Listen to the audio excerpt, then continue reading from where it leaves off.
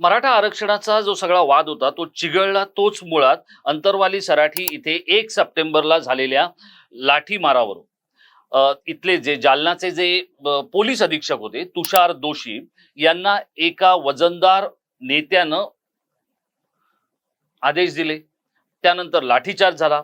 70हून अधिक पोलीस, त्यामध्ये महिला होत्या, पुरुष होते, हे जखमी झाले आणि त्यानंतर या सगळ्या संबंधित अधिकाऱ्यांची तिथून तडकाफडकी बदली झाली। ती बदली झाल्यानंतर महाराष्ट्रामध्ये आगडोंब उसळला, कारण पोलीस हे त्यावेळेला बघ्याच्या स्वरूपात गेले आणि ते बघ्याच्या स्वरूपात गेल्यानंतर अनेक नेत्यांची घरं, कार्यालय जाळण्यात आली आणि जे काय घडलं ते आपल्याला याआधी माहिती आहे। ते मी आता आपल्याला इथे विस्तृत सांगण्याऐवजी या सगळ्या गोष्टीचा, मराठा आरक्षणाच्या सगळ्या या गोष्टीचा, त्या पोलीस अधिकाऱ्यांवरच्या कारवाईचा नेमका फटका हा कसा बसतोय, कोणाला बसतोय आणि यातून काही अधिकारी जे देवेंद्र फडणवीस आणि एकनाथ शिंदे यांना गृहीत धरण्याचा प्रयत्न करतील त्यांचं काय होईल हेच मी आपल्याला या व्हिडिओतून सांगणार आहे। नमस्कार मित्रहो, मी राजेश कोचरेकर आणि आपण पाहताय आपलं आवडतं न्यूज पोर्टल टाइम महाराष्ट्र। मित्रहो, अंतरवाली सराठी इथे मनोज जरांगे पाटील हे मराठा आरक्षणासाठी उपोषणाला बसले होते। 1 सप्टेंबरला तिथे संध्याकाळी लाठीचार्ज करण्याचे आदेश मंत्रालयातून किंवा गृह मंत्रालयातून देण्यात आले। हे आदेश कोणी दिले याच्याबद्दल सुरुवातीचे काही तास गोंधळ होता, पण त्यानंतर हे आदेश देवेंद्र फडणवीस यांनी दिले अशा स्वरूपाचा खुलासा हा आपल्या जाहीर वक्तव्यांमधून मनोज जरांगे पाटील यांनी केला। तो खुलासा खोडूनही काढण्यात आला नाही आणि त्यामुळे त्यानंतर मराठा समाजाची दिलगिरी व्यक्त करण्याची वेळ ही देवेंद्र फडणवीस यांच्यावर आली। देवेंद्र फडणवीस हे गृहमंत्री आहेत, मुख्यमंत्री पदी म्हणजे 2014 ते 19 या काळात ते मुख्यमंत्री असतानाही त्यांच्याकडे गृहमंत्री पद होतं। अत्यंत सक्षमपणे त्यांनी ते चालवलं होतं, पण त्यांनी आत्ता जे गृहमंत्रीपद त्यांच्या हाती आलेलं आहे त्यानंतर त्यांची गृहमंत्री म्हणून असलेली जी काही कारकीर्द आहे ही तितकीशी गौरवास्पद नाहीये किंवा कौतुकास्पद नाहीये असं आपल्याला म्हणता येऊ शकतं। याचं कारण काय?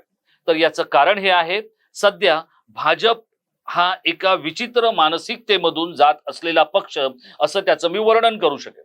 याचं अजून एक दुसरा खुलासा तुम्हाला सांगतो। भाजपचे प्रदेशाध्यक्ष असलेले चंद्रशेखर बावनकुळे यांचा जो सध्या मकाव मधला प्रकार सुरू आहे त्याचा मी एक वेगळा व्हिडिओ करणार आहे, पण तुम्हाला एकच गोष्ट सांगतो, जे फुटेज किंवा ज्या गोष्टी संजय राऊत यांच्याकडे येत आहेत त्या गोष्टी या भाजपमधल्याच काही लोकांनी व्यवस्थित पुरवण्याचा घाट घातलेला आहे आणि त्यामुळे चंद्रशेखर बावनकुळे यांना एक्सपोज करण्याचा प्रयत्न सुरू आहे।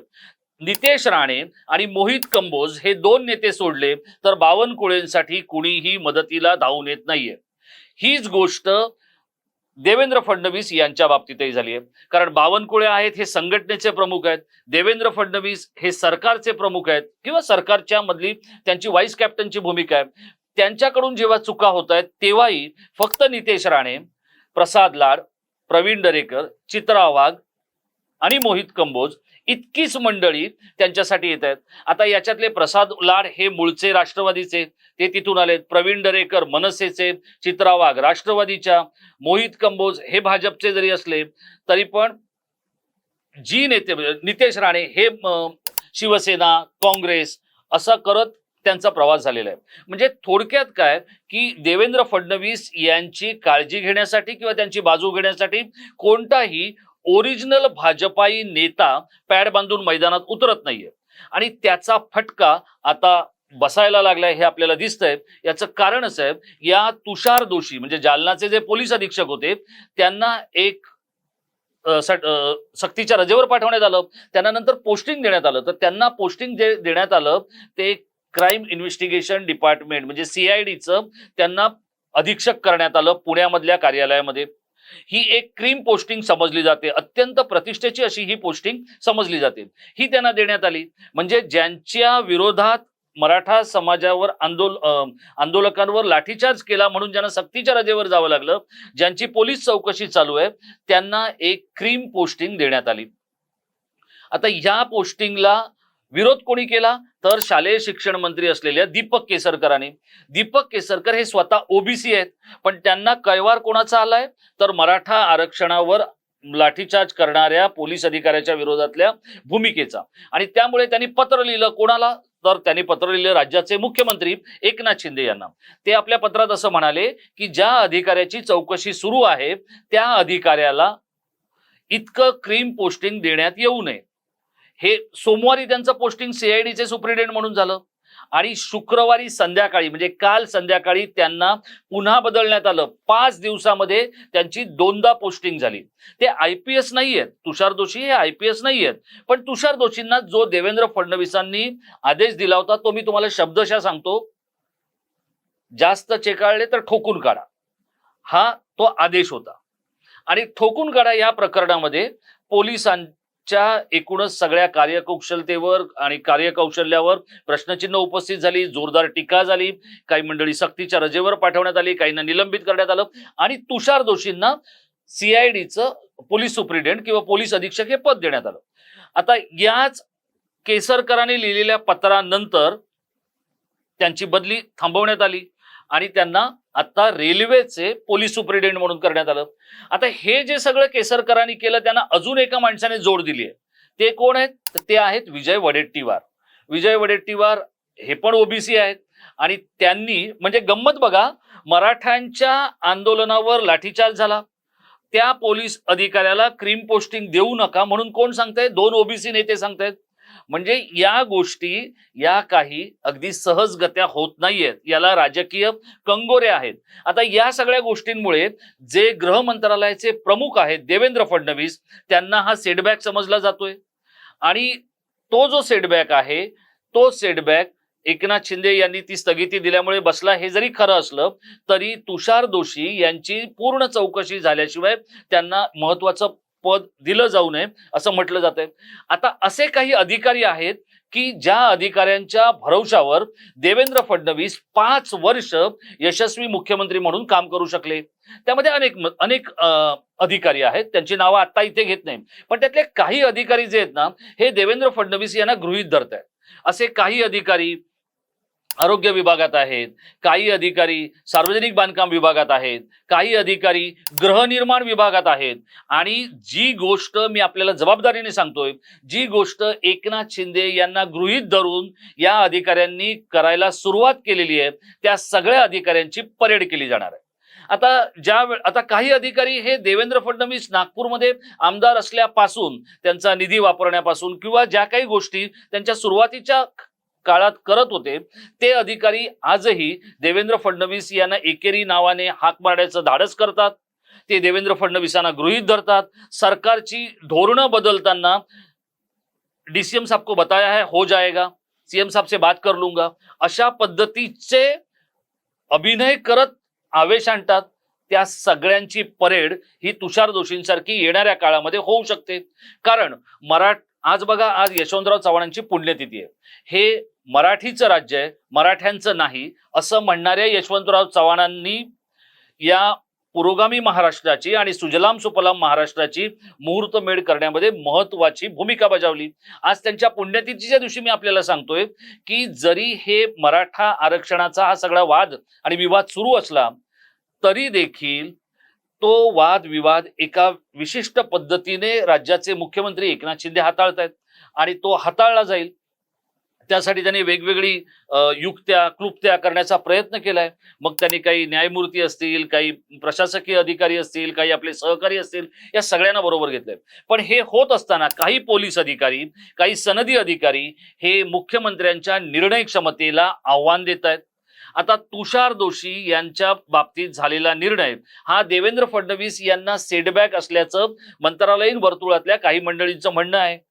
पण त्याच वेळेला तुषार दोषी यांना जो दिलेला आदेश आणि त्यानंतर त्यांनी केलेलं काम याची बक्षिसी म्हणून त्यांना सीआयडी मध्ये ठेवण्यात आलं होतं का?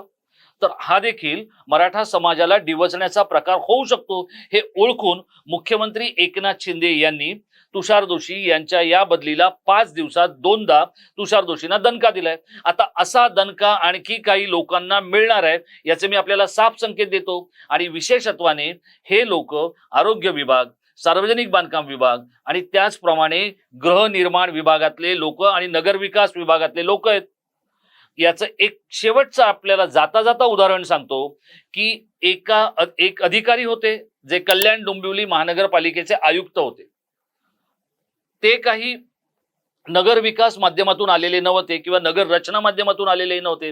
त्यांना महापालिका क्षेत्रातला फारसा अनुभव नव्हता आणि त्यामुळे एका ज्येष्ठ सनदी अधिकाऱ्याने यांना काम येत नाही असं सांगितल्यानंतर त्यांची तडकाफडकी बदली करण्यात आली.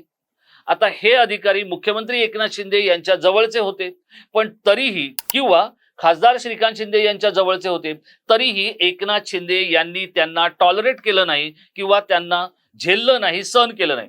त्यांची उचलून बदली झाली, एका अडगळीच्या ठिकाणी त्यांची बदली करण्यात आली आणि कल्याण डोंबिवलीच्या आयुक्तपदी एका कसदार महिला अधिकाऱ्याला आणण्याचा प्रयत्न केला. तो यशस्वी झाला आणि पहिली कल्याणला एक महिला आयुक्त लाभलेली आहे.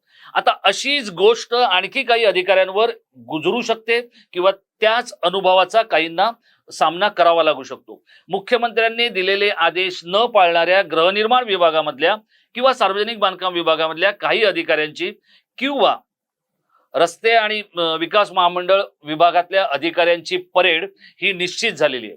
त्यामुळे तुषार दोषी ही तर फक्त झाकी आहे, तुफान अभी बाकी है, अशीच एक संकेत वजा सूचना मुख्यमंत्री एकनाथ शिंदे यांनी केसरकर यांच्या पत्राचं निमित्त करून दिलेली आहे. हा जरी देवेंद्र फडणवीस यांना डिवचण्याचा प्रकार नसला तरी आता पक्षावर आणि किंवा सरकारवर आणि प्रशासनावर माझी मांड घट्ट बसते असा संकेत देणार आहे. त्यामुळे जी मंडळी किंवा जी देवेंद्र फडणवीस यांना गृहीत धरणारी मंडळी आहेत त्यांनी थोडंसं जपून राहायला हवं.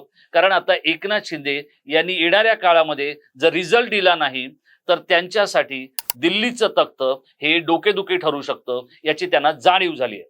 आणि त्यामुळे कुठला अधिकारी जो देवेन भाई से बात करता हूं किंवा सीएम साहब से बात करके आया हूं असं सांगत शेकी मिरवणाऱ्यांनी थोडं सावध राहायला हवं. आपल्याला काय वाटतं, ही जी सनदी अधिकाऱ्यांची दादागिरी आहे किंवा सनदी अधिकाऱ्यांचा हा एककल्लीपणा आहे, हा उपमुख्यमंत्री आणि मुख्यमंत्र्यांना काबूत ठेवता येणार आहे का? या सगळ्या सनदी अधिकाऱ्यांनी राज्यातल्या अस्थिरतेचा फायदा घेऊन राजकीय नेत्यांची शाळा करण्याचा प्रयत्न सुरू केलाय का?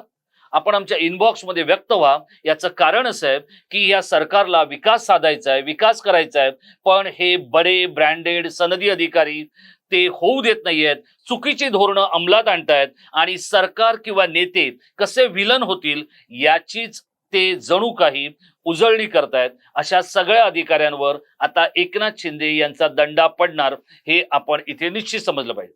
आपल्याला काय वाटतंय, एकनाथ शिंदे या अशा मस्तवाल अधिकाऱ्यांना अगदी बांद्र्यापासून ते मंत्रालयापर्यंत आणि सिडकोतल्या कोकण भुवन मधल्या कार्यालयापासून मंत्रालयापर्यंत जे सगळे दादा लोक बसलेले आहेत त्यांना एकनाथ शिंदे कंट्रोल करू शकणार आहेत का? देवेंद्र फडणवीसांना जी हातोटी जमली होती ती आता एकनाथ शिंदे यांना जमते असं आपल्याला वाटतंय का? आपण आमच्या इनबॉक्समध्ये व्यक्त व्हा आणि हा व्हिडिओ आपण शेवटपर्यंत पाहिला त्याबद्दल आपल्याला खूप खूप धन्यवाद.